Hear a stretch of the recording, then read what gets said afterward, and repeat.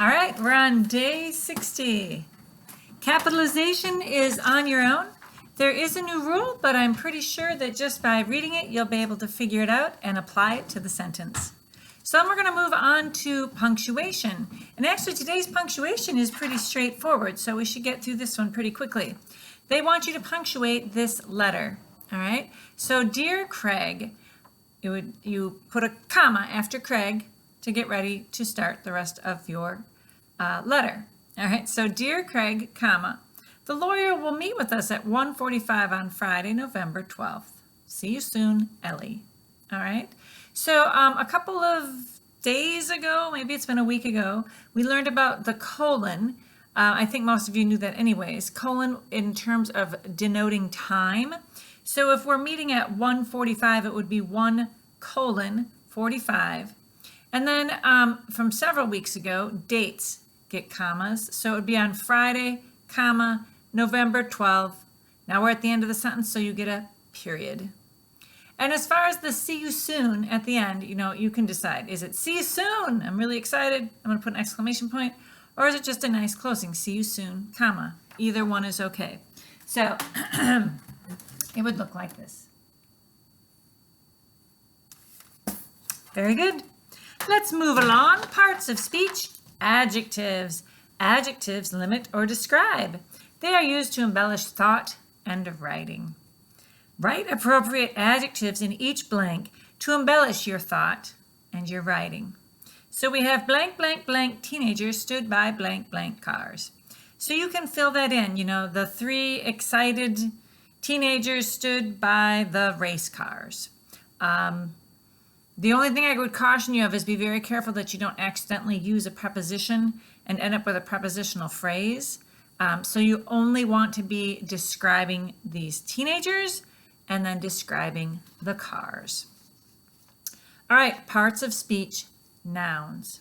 We got to do just a quick review here.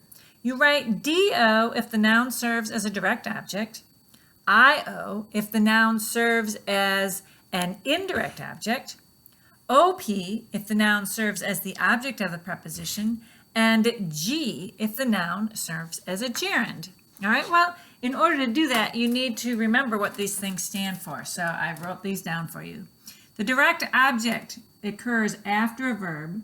It receives the action of the verb. Let me move the camera here. There we go. It receives the action of the verb, and we found out about this day 11 and day 32. So the direct object occurs after the verb, receives the action of the verb. IO, indirect object, that's found between the verb and the direct object. You can put 2 or 4 in front of it. And if you need a little more review on that, you refer to to day 32. Next, OP, that's object of the preposition. That was from day 33. So if you see a preposition and a noun after it, more than likely that noun is going to be the object of the preposition. And finally, we have it G for gerund. If you don't remember what G, the gerund is, it's the ing participle used as a noun, and that was from day 38. So keeping that information in mind, let's take a look then. The noun is lake in that first sentence.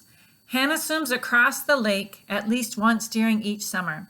If you remember, one of the things that's very helpful is to find prepositional phrases. In this case, you don't want to cross them out because you might be crossing out your answer. So just put a parentheses around the prepositional phrases in the sentence. So we have Hannah swims. A prepositional phrase would be across the lake. At least once is another prepositional phrase. And then during each summer would be the third prepositional phrase. And we get our answer right there, because if we put the parentheses around across the lake, we see that across is the preposition, then lake would obviously be the OP, the object of the preposition. All right, so let's take a look at B. Let's start out by marking off the prepositional phrases. The prepositional phrase is in the new home, so put parentheses around that. We're not going to pay any attention to in the new home. We're just going to look at the rest of the sentence. A serviceman checked the gas meter. All right, so who is the sentence about? It's about the serviceman. So the serviceman is the subject. What's he doing? He's checking. The serviceman checked what? What is receiving the action of checking? The meter is. All right, so meter is the direct object. So you would put a DO above meter. And then last we have, is dancing good exercise? This one might be a little tricky because it's a question, and sometimes the words being out of order can throw you off a little bit. So I would suggest that we change this from a question to a statement, and we say, dancing is good exercise. There's no prepositional phrases that need to be marked off. We have dancing is good exercise. So the subject would be dancing. Well, we know that a gerund is an ing participle acting as a noun. A subject is a noun. So dancing is a gerund. It would be a G. If you're having trouble with that, please reach out to me and I can help you. I would be happy to. All right. So we have A is OP, B is DO, and C is G.